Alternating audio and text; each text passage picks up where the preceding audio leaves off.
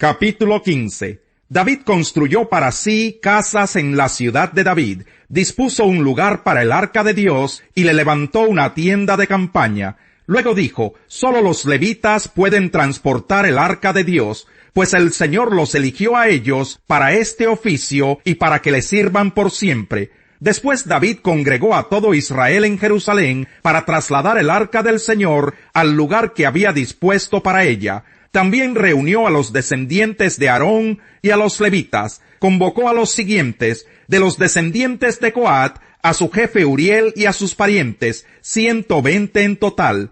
De los descendientes de Merari, a su jefe Asaías y a sus compañeros, 220 en total.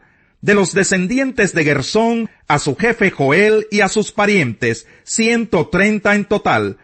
De los descendientes de Elisafán, a su jefe Semaías y a sus parientes, 200 en total. De los descendientes de Hebrón, a su jefe Eliel y a sus parientes, 80 en total. De los descendientes de Uziel, a su jefe Aminadab y a sus parientes, 112 en total. Luego David llamó a los sacerdotes Sadoc y Abiatar, y a los levitas Uriel, Asaías, Joel, Semaías, Eliel y Aminadab, y les dijo: como ustedes son los jefes de las familias patriarcales de los levitas, purifíquense y purifiquen a sus parientes, para que puedan traer el arca del Señor Dios de Israel, al lugar que he dispuesto para ella. La primera vez ustedes no la transportaron, ni nosotros consultamos al Señor nuestro Dios, como está establecido. Por eso Él se enfureció contra nosotros. Entonces los sacerdotes y los levitas se purificaron para transportar el arca del Señor, Dios de Israel. Luego los descendientes de los levitas, valiéndose de las varas, llevaron el arca de Dios sobre sus hombros, tal como el Señor lo había ordenado por medio de Moisés. David les ordenó a los jefes de los levitas que nombraran cantores de entre sus parientes para que entonaran alegres cantos al son de arpas, liras y címbalos. Los levitas nombraron a Emán, hijo de Joel, a su pariente Asaf, hijo de Berequías, y a Etán, hijo de Cusaías, de los descendientes de Merari. Junto con ellos nombraron a sus parientes que les seguían en rango y que se desempeñaban como porteros: Zacarías, hijo de Jaziel, Semiramot, Jehiel, Uni, Eliab, Benaías, Maseías, Matatías, Elifeleo, Mignías, Obed-edom y Jehiel. Los cantores Emán, Asaf y Etán tocaban los címbalos de bronce. Zacarías, Asiel, Semiramot, Jehiel, Uni, Eliab, Maseías y Benaías tenían arpas de tono agudo. Matatías, Elifeleu, Mignías, Obed-edom, Jehiel y Asasías tenían arpas de 8 cuerdas para guiar el canto. Kenanías, jefe de los levitas, como experto que era, dirigía el canto. Berequías y Elcaná eran porteros del arca. Los sacerdotes Sebanías, Josafat, Natanael, Amasai, Zacarías, Benaías y Eliezer tocaban las trompetas delante del arca. Obed-edom y Jeías eran también porteros del arca. Muy alegres David, los ancianos de Israel y los jefes de 1000 fueron a trasladar el arca del pacto del Señor desde la casa de Obed-edom. Y como Dios ayudaba a los levitas que transportaban el arca del pacto del Señor, se sacrificaron 7 toros y 7 carneros. David estaba vestido con un manto de lino fino, lo mismo que todos los levitas que transportaban el arca, los cantores y Kenanías, director del canto. Además, David llevaba puesto un efod de lino. Así que entre vítores y al son de cuernos de carnero, trompetas, címbalos, arpas y liras, todo Israel llevaba el arca del pacto del Señor. Sucedió que al entrar el arca del pacto del Señor a la ciudad de David, Mical, la hija de Saúl, se asomó a la ventana, y cuando vio que el rey David saltaba y danzaba con alegría, sintió por él un profundo desprecio. Capítulo 16. El arca de Dios fue llevada a la tienda de campaña que David le había preparado. Allí la instalaron y luego presentaron holocaustos y sacrificios de comunión en presencia de Dios. Después de ofrecer los holocaustos y los sacrificios de comunión, David bendijo al pueblo en el nombre del Señor y dio a cada israelita, tanto a hombres como a mujeres, una porción de pan, una torta de dátiles y una torta de pasas.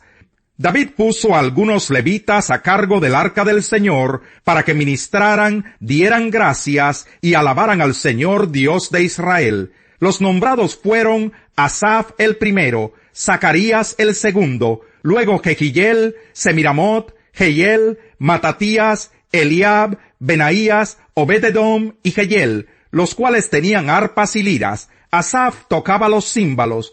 Los sacerdotes Benaías y Jaasiel tocaban continuamente las trompetas delante del arca del pacto del Señor.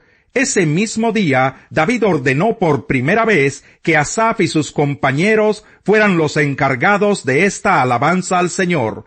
Alaben al Señor, proclamen su nombre, testifiquen de sus proezas entre los pueblos, cántenle salmos, hablen de sus maravillosas obras, gloríense en su nombre santo, alégrense de veras los que buscan al Señor, refúgiense en el Señor y en su fuerza, busquen siempre su presencia, recuerden las maravillas que ha realizado, los prodigios y los juicios que ha emitido, descendientes de Israel su siervo, hijos de Jacob sus elegidos, el Señor es nuestro Dios, sus juicios rigen en toda la tierra, Él se acuerda siempre de su pacto, de la palabra que dio a 1000 generaciones, del pacto que hizo con Abraham, y del juramento que le hizo a Isaac, que confirmó como estatuto para Jacob, como pacto eterno para Israel.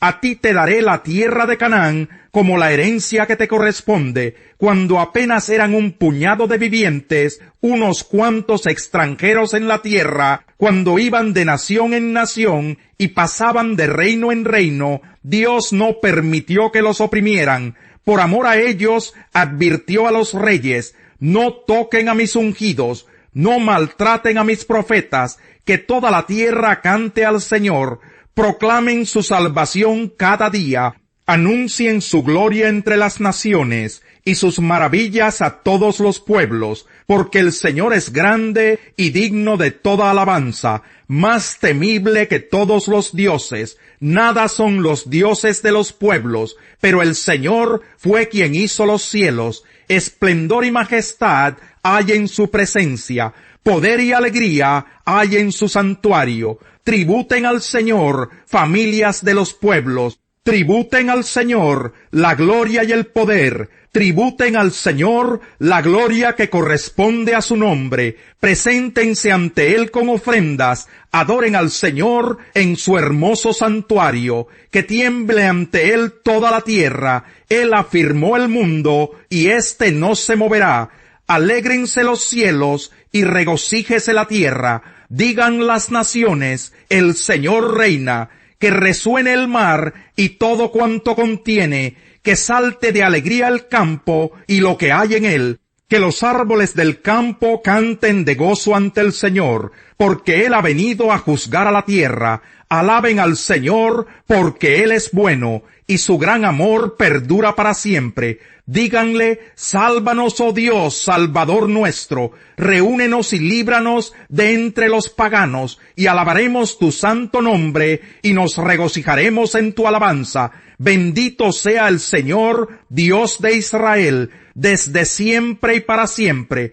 Y todo el pueblo respondió: amén, y alabó al Señor. Ciertamente, la ira de Dios viene revelándose desde el cielo contra toda impiedad e injusticia de los seres humanos, que con su maldad obstruyen la verdad. Me explico. Lo que se puede conocer acerca de Dios es evidente para ellos, pues Él mismo se lo ha revelado, porque desde la creación del mundo las cualidades invisibles de Dios, es decir, su eterno poder y su naturaleza divina, se perciben claramente a través de lo que Él creó, de modo que nadie tiene excusa. A pesar de haber conocido a Dios, no lo glorificaron como a Dios ni le dieron gracias, sino que se extraviaron en sus inútiles razonamientos y se les oscureció su insensato corazón. Aunque afirmaban ser sabios, se volvieron necios y cambiaron la gloria del Dios inmortal por imágenes que eran réplicas del hombre mortal, de las aves, de los cuadrúpedos y de los reptiles.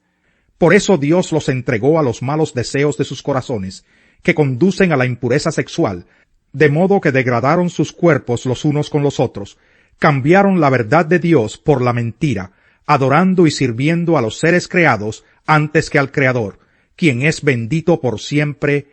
Amén.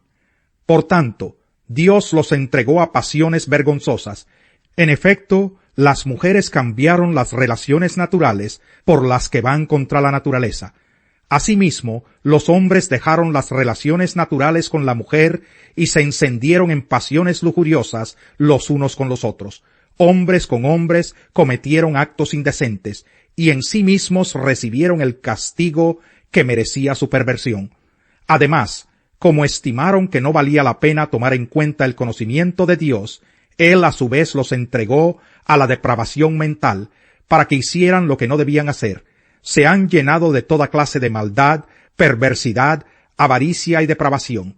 Están repletos de envidia, homicidios, disensiones, engaño y malicia.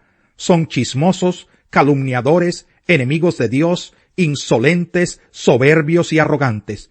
Se ingenian maldades, se rebelan contra sus padres, son insensatos, desleales, insensibles, despiadados. Saben bien que según el justo decreto de Dios, quienes practican tales cosas merecen la muerte. Sin embargo, no solo siguen practicándolas, sino que incluso aprueban a quienes las practican. ¿Por qué, Señor, te mantienes distante? ¿Por qué te escondes en momentos de angustia? Con arrogancia persigue el malvado al indefenso, pero se enredará en sus propias artimañas. El malvado hace alarde de su propia codicia, alaba al ambicioso y menosprecia al Señor.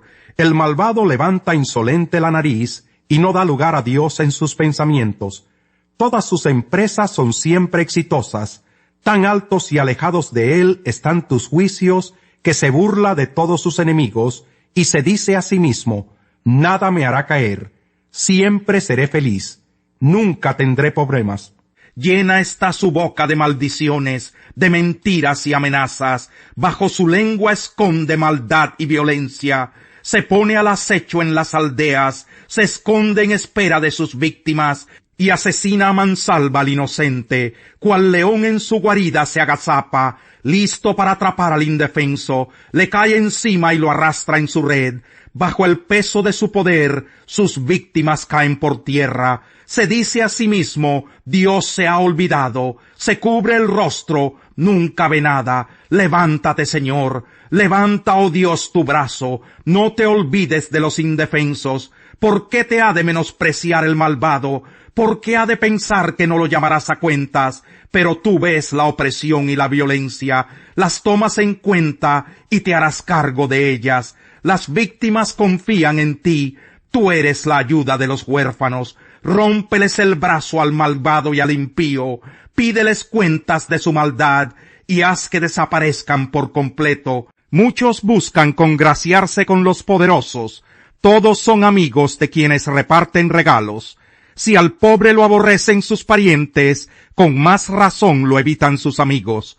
Aunque los busca suplicante, por ninguna parte los encuentra.